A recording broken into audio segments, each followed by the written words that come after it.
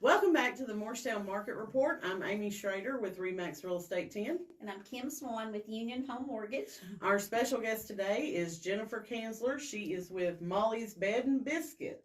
Welcome. Thank you for being Thank you for here. having me. So, are you the owner of Molly's Bed and Biscuit? Me and my husband are, yes. Okay, because I would have thought it would be, your name would be Molly. Well, the name come about, Molly's one of my dogs. Okay. And I got her from the Granger County Humane Society several years ago. And she's just been the best dog. Aw. So, I decided. Is that what she looks like? Yes, pretty much, yeah. That's pretty much what she looks like. Awesome. We got the business cards here. We got a little sign up here. So, all right. So, what do you do at Molly's Bed and Biscuit? Well, like if you go on vacation and you're going to be gone a week or two, sometimes people are gone a month. I've had them to go out of town and I would love to do that. Sorry. be gone Get you be gone distracted. to a foreign country for a month. Bring your dogs out there, stay with us. Our kennels are 6 foot by 6 foot and then 6 foot high. We don't have anything small, so even if you had a small dog, it's still going to go in one of the big kennels, because I didn't want to make it to where the dog couldn't get up and walk around during the night. But we have a indoor facility. My indoor facility has a dozen kennels in there, and then inside the house I have 3 bedrooms. They're just for teeny tiny dogs, or if you have a elderly dog that can't be around other dogs and stuff like that, then we would put them in there. And I have a fenced in backyard. They go out and play. People call me and say, how often you let them out? I can tell you how often I don't let them out more than do, because it's just constant all day long. Right. Everybody's in and out, in and out, in and out. Okay.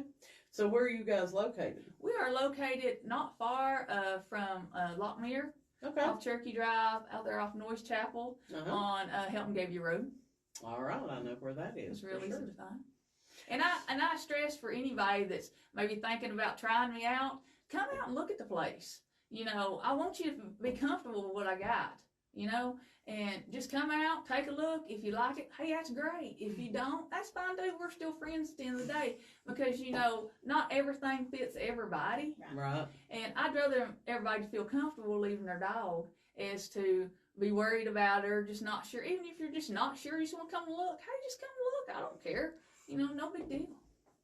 So, do you sell dog biscuits or anything, or it's just like a play on bed and breakfast and it's bed and biscuit? Well, I give a lot of biscuits out, honey. I'm sure a lot you of do. biscuits out. Somebody's gone for a month. That's a lot of biscuits. We have some dog treats from time to time for sale. Yeah. Okay. Do you Awesome. make those, or you're just? My daughter-in-law does. Oh, okay. No, honey, I got my hands full. You're like, I ain't got time for all I that. got time dog for all stuff. that stuff. So, how many dogs do you normally have in there? Like this is spring break week, so I've got close to, I think, 17, Wow. something like that. I was trying to think a while ago how many I had. You really like dogs. Yeah, I like dogs pretty good. Hey, and some people like their dogs better than they like their Well, and spouses that's their just the kids. thing. People are very picky about cleanliness. I'm a little OCD, I guess. I'm very big on cleanliness, inside and out. And, people, that's what they want. They want their dog to go somewhere that's clean. I don't want you to walk in and it smell like dog. Like, my goal is when you walk in, you don't smell a dog, even if there's 20 dogs there. Yeah. Because I don't like that. And it's a constant thing. That's awesome. All right, good deal. Do you have a website or a Facebook page? I have a Facebook page. It's the Molly's Bed and Biscuit on Facebook. And there's also one in Johnson City. And sometimes when people try to pull mine up, that will come up. But if you just look for that little logo there, the little black and white logo, pretty easy to find. Okay. All right, good deal. Is there anything else about Molly's Bed and Biscuit that we need to know? Well, we just try to keep our prices low, because some people have multiple dogs and that gets really expensive. So our goal is just to try to keep it low and keep it clean and make it a good environment for your dog. And like I said, just come out and check me out. So you're mainly for extended stay, like you're not a doggy daycare? No, I do or- daycare too. You do daycare? Yeah, the Oh. daycare is $15 a day, and then the overnight's $25 a day. No, I do daycare too. Now I want to ask you this, and if you don't, it's no big deal, but I just find it hilarious. When people have like those little video cameras set up so that people can like video chat their dog Mhm. when they're on vacation, do you have that? I have had people to call me and want to FaceTime, and that's fine. I don't care. I don't. So you don't have the cameras set up in the kennel. I have 7 cameras out in the kennels and outside, but I've not rigged them up yet to where like you can look at them. Right. But I have had people Just call, security purposes. Oh and yeah, stuff. for sure. You have to, especially when you got somebody's kid, because I mean that's a lot of people's kids. Yep. Exactly right. Yeah, and they'll fight you with their kid, like anybody would. That's right. That's right. All right. Well, thank you so much for coming in and talking to us and sharing your business. And hopefully, somebody will give you a call off of this little video. That'd be good. All right. Thank you. Thank you. Appreciate you coming. We're going to let you make your exit while we talk about the mortgage rates that are rising again. Thank you, Jennifer. Thank you. I have to check her out. For my baby. I know. I know. If you still lived on Inman Bend, that would be pretty close for you. When my stepson came home at Christmas, he saw how we talked to the dog, and he's like, "She took my place." And I'm like, Yeah, pretty much. You left us and went to college. We had to find a new baby. She's So. the new child. That's right. I understand. So what's going on with mortgage rates? Well, I mean, they're kind of steady now. You know, it's funny, you might be up a little bit down one day, you know, but we're still, you know, with decent credit, you're still in the 6s. So again, you know, thinking about where they've been in the past and where, like we talked about last week with, you know, the Golden Girls and the, what was it, 9%, and then the video was 7%. 7%, yeah. And that was like she wasn't moving for nobody at a 7% a 7% rate. rate. So we're still lower than that with like with decent credit. So still a good time to buy. So. You know, I don't. Okay, so you know about the whole NAR settlement announcement. You've heard it. Blah blah blah. So, like shortly thereafter, President Biden wants to get on TV and talk about how now these greedy real estate agents, you know, can't charge an X amount of commission. And so, you know, this is going to make home ownership more affordable. Like we drove the prices of homes up, you know what I'm saying? And it just made me mad because I'm like, dude, it's your Fed that raised the mortgage rate to almost double what it was for years and years and years. You don't think that affected the affordability of homes? Because I mean, just think, an average sales price of $300,000, if rates were still at 3% versus almost 7%, what would the difference in payment be? Big difference. Huge. Anyway, so are y'all hearing anything on the mortgage side as far as like how this settlement may affect closing costs, what the sellers can pay for, anything like that? You know, I probably work with a lot of first-time home buyers, you know, and I'm gonna be honest, you know, if you tell that first-time home buyer, hey, you got to pay the realtor 3% or whatever, they don't have it. Right. You know? I understand that. And the loan programs now, your conventional FHA, you know, they don't allow the buyer to pay the realtor fees. You know, you can't add it into the sales price. I mean, you know, now if it comes to that, there may have to be some changes. But as of right now, because like we get a Saturday, he calls it his Saturday thoughts from the owner of our company, and that's what he said. You know, he said we're on top of it. You know, we've got somebody in Washington that's listening and hearing. But you know, as of right now, you know, FHA doesn't allow the buyer to pay. VA doesn't allow the buyer to pay. Rural Development doesn't allow the buyer to pay. And that's my main source of probably borrowers. I have a lot of those. And I mean, to me, you know, they're talking about, oh, well, they can just bump it up and say the seller is making that contribution for the buyer. Unless they change the verbiage, it's not going to work. No. You know what I'm saying? And it reminds me of the whole Ameridream programs that we used to use with FHA. Down payment. Yeah, that grant down payment assistance, and the seller was paying it. And how long did that run? You know what I'm saying? For a long time. Oh, yeah. Before it's like the government's eyes opened and said, oh, we probably don't need to be allowing that. Well, it inflated the prices, and that's what this would do as well. And again, you're going back to housing affordability. Well, if you keep raising the price to cover all these fees, then you're not helping. You're not helping anything. You're not helping anybody, yeah. All right. Well, what do you got to talk to us about today? Well, I just, you know, we all talk about, you know, you've always heard the American dream, you know, it's home ownership, you know. So we had calls daily, and we had this little speaker, and you know, he was just pointing out the pluses to being a homeowner versus renting. you know, and the number one was the stability. You know, a renter, you know, a landlord could come in, if you're renting a house, he could come in tomorrow and say, hey, you've got 30 days to get out, I'm selling this house, or I've got another renter. And, you know, if you've got your kids in a school system, that you might have to uproot that, you know, so there's stability in home ownership. And then also, you know, owning your home is one of the best ways to build wealth. You know, when we talk about building wealth, you know, if you're renting, you know, that rent is going to the landlord and making him wealthy. It's not making you wealthy. And as you build that equity in that property, you get kids want to go to college. You know, you can use that, you know, equity for, you know, for education. You could use it for retirement. You know, I mean, that's mine and my husband's goal. Eventually we want to retire, and we'll probably have to sell the house we have now. So, and go smaller. So it's like, well, you know, we're building that equity in the home we have now. So, you know, and then as you own your home, you know, just that sense of belonging in a community, you know, I mean, I think if you probably went through areas where it was renters versus homeowners, you know, I mean, just, it's yours and you want to make it look nice. So, you know, doing, you know, the yard and stuff like that, you know. Oh, yeah, because, I mean, even when I'm driving through town, you know, you go through certain subdivisions or whatever, and it's like you can tell by the upkeep of a house if it's a rental or if it's a, you know, an owner-occupied property. Right. I actually made the comment yesterday. I passed a house, and it's lived in. There's always cars outside of it, and the roof is literally just tar paper at this point because so many shingles have come off. And I made the comment to Michelle, she was riding with me, and I went, that house right there is rented, I can guarantee you. And I think that Morristown needs to have something in place that landlords have to keep homes maintained if they're going to rent. Like, we don't fall under that whole landlord-tenant rule because they're too small, but I mean, it's just a shame to me that people will gouge for the amount of rent they do and then do nothing to maintain a property. Oh, yeah. And then, of course, having Jennifer here, you know, some landlords don't allow pets, you know. So when you're a homeowner, you know, you can have that dog for your kids. And you can paint the room whatever color you want to paint. Paint the room purple if you want to paint it purple, or just whatever. Yeah. So there's a lot of pluses to it, you know.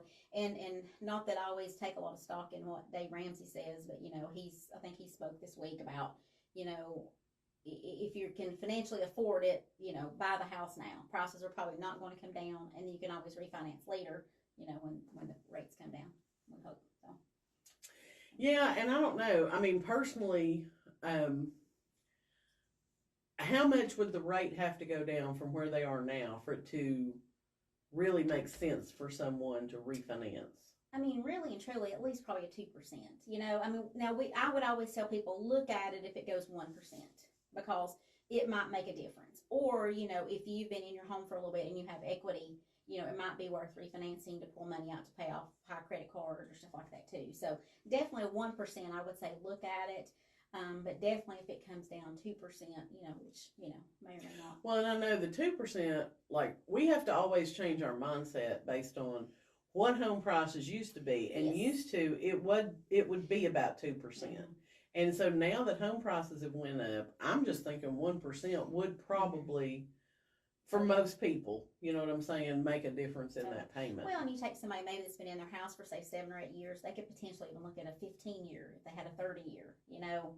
So, you know, maybe even have a same payment or lower payment, but cut the term. So there's just a lot of options there, you know. Again, and I know that's what everybody was doing when we were in mortgages together, and back in the day when rates started coming down, you know, people could get a 4% interest rate, and so they had been on a 30-year, they refinanced, kept their payment the same, but cut 10 years off their mortgage. So if you look at the amount of interest you save on that, is kind of crazy. Yeah, having worked in mortgages, I always pay more than my required payment each month just to get that principal down. Oh, yeah, definitely. Yeah, it kind of makes you sick. I'm sure now, because I can't even think of what my rate was when I bought back in 2021. But, you know, I'm sure if you're looking at those truth in lending disclosures now and see that total interest payback, you're just like, holy cow. You just say don't look at that because we're all in the same boat. I understand. Ignore that part. That's why they call it truth in lending. Yeah. Definitely. But it is an incentive, I think, for people to get their mortgage paid off faster. Okay. if Well, they and I look at tell that. everybody, you know, if you can make one extra payment every year, that will cut 7 years off of a 30-year mortgage, you know. And the simple way, you know, when you start out with that home loan, you know, take that payment, divide it by 12, Exactly. pay a little bit extra every month, so you're not having to come up with a full payment, especially if you wait till the end of the year. You've reached that, you know. And then, you know, we also offer that where you can pay some bi-weekly Mhm. options, and you can save some money there as well. We used to call those bubbas. Yeah, I hadn't heard that before, though. Yeah, that's what we call. When I worked at Clayton Homes and did Okay. collections for Vanderbilt, they called them the BUBBA, bi-weekly payment Okay. system. I don't know what it stood for, but anyway.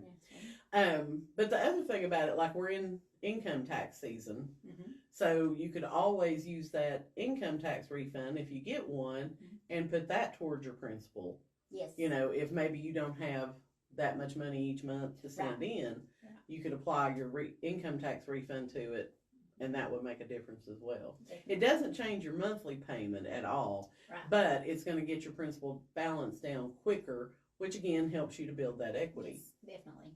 So, all right, so for our market update, we are going to talk about homes on Cherokee Lake today. So, you know, I like to do a lot of lake homes, so I thought that would be interesting, especially since we're not really in lake season yet. Right. Okay. So when I checked the Lakeway MLS, we had 15 active homes or condos that are available and for sale on Cherokee Lake right now. They range in price from $420,000 up to $1.7 million. The $420,000 is a condo over in German Creek area. So we've got 5 homes that are under contract currently, and we've had 7 lake houses that have already sold in 2024.